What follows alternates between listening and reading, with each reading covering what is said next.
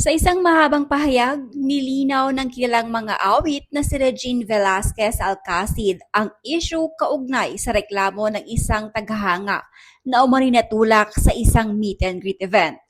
Ayon kay Regine ay lubos na nagpapasalamat sa lahat ng patuloy na sumusuporta at dumadalo sa kanyang concert. Subalit, iginiit niyang may mga pagkakataon na hindi lahat ng pagnanais ng fans ay kayang pagbigyan dahil sa limitasyon ng oras at pisikal na kapasidad. Ipinaliwanag ni Regine na ang reklamong pagtulak ay hindi ginawa ng kanyang kapatid na si Dayan. Taliwas sa naging pahayag ng nagreklamo, anya, ibang tao ang nagsabi ng salitang kayo ba magbabayad sa venue at malinaw niyang narinig ito dahil halos sa kanyang tenga at ito binanggit. Dagdag pa niya, marami ang tao sa lugar at patuloy na pinapaalalahanan ng staff ang lahat na kung maaari ay isang litrato lamang ang kunin. Lalo't madaling araw na at pagod na umano ang lahat matapos ang matagal na performance. Ayon pa kay Regine, may hawak siyang video bilang patunay na walang aktwal na pagtulak na naganap mula sa kanyang kapatid. Paliwanag niya, ang kanyang mga kapatid at iba pang kasamahan ay sinisiguro lamang ang kanilang kaligtasan sa gitna ng maraming tao. Inilarawan niya rin na mula pa alas 8 ng gabi siya ay tumutugtog kasama si Vice Ganda. At sa kabila ng labis na pagod, naglaan pa rin sila ng oras upang magpa-picture kasama ang mga tagahanga. Binigyang diin ni Regine na hindi siya galit sa nagreklamo, ngunit nadismaya umano siya sa maling pagkakaunawa at pagpapahayag ng insidente. Anya, mahalaga sa kanya ang bawat tagahanga, ngunit dapat ding maunawaan na may mga limitasyon at kailangang isaalang-alang ang kaligtasan at kapakanan ng lahat. Narito ang kabuang statement ni Regine Velasquez Alcacid. Hello everyone! May nagreklamo lang. She was pushed daw during meet and greet. Okay, first of all, I want to say I am grateful and thankful tuwing nanonood kayo. I am also aware that you want every single meeting to be meaningful. Unfortunately, hindi ganon lagi kasi wala tayong oras. Hindi rin ako robot na hindi marunong mapagod. I also want to correct her that my sister Dayan didn't push you or said kayo ba magbabayad sa venue. It was the other girl who actually said that. I know kasi halos sa tenga ko sinabi yon. Madaming tao doon and they keep reminding everyone na kung pwede isang picture na lang at madiling araw na. But you insisted to have a selfie. Also, my sister's hand was in my shoulder that she removed so you can do a selfie. By the way, I have the video that you were not pushed by my sister. My sisters and rest of the people there was just trying to make sure we're safe. I was performing on stage since 8 p.m.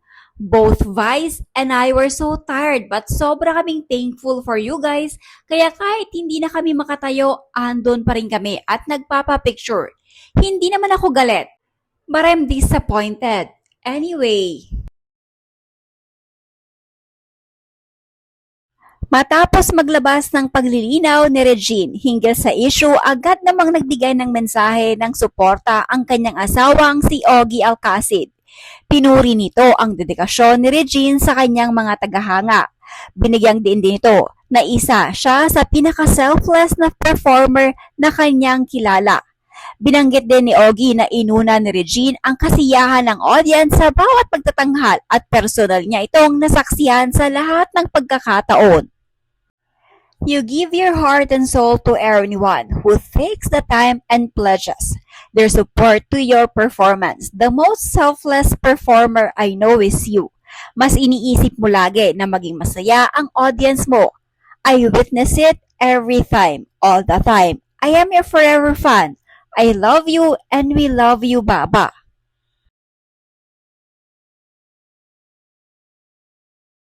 Matapos nito, nagbigay din ng mga papuri ang mga fans ni Regine Velasquez. Sana mas nag-focus doon sa amazing experience of meeting Regine and not on the minor inconvenience. And it looks like she was blaming Dayan pa, who is actually nice. Ayan tuloy, na-call out siya ni Songbird.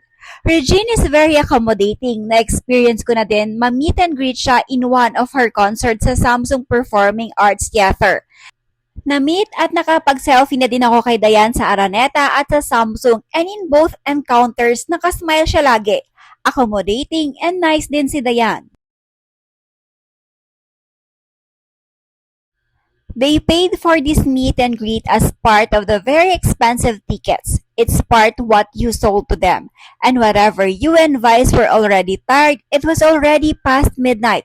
It is your responsibility to do that. Next time, don't include it in the tickets anymore.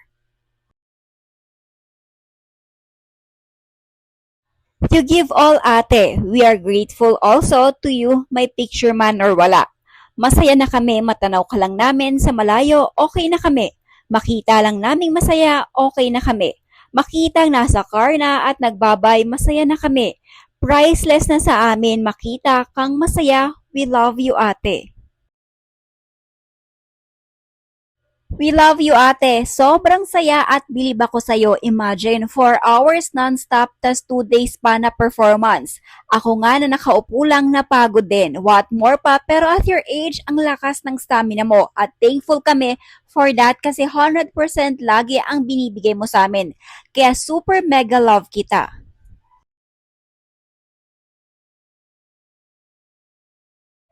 Even though I'm seeing you from afar, I can still feel your presence beside me when I hear you sing. I haven't encountered seeing you closely, but hearing your voice is enough.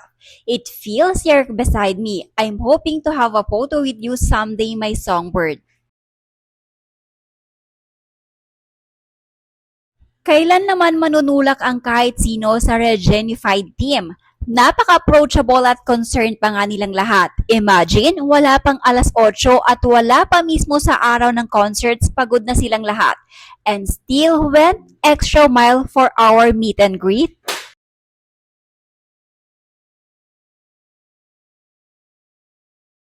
Dapat talaga we have to respect the boundaries ng artist. Di porkat idol natin ay may M and G. Lahat mapagbibigyan. Put yourselves to Ate's shoes. Pagod na yan. Gusto ko lang pagtanggol din si Mami. She's the nicest. Lahat ng M and G na puntahan ko, she always accommodate us.